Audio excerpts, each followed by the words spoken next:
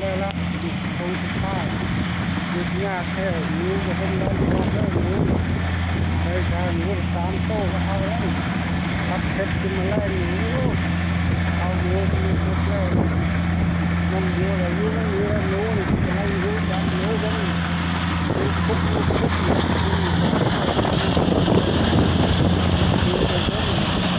หนูไปเรียบร้อยแล้วหนู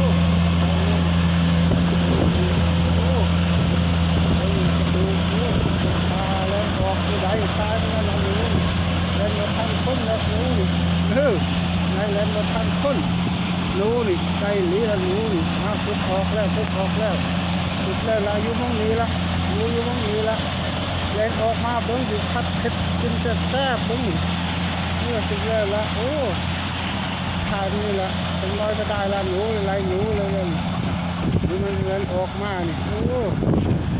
พุดแล้วเลยละโอ้คงจะทาย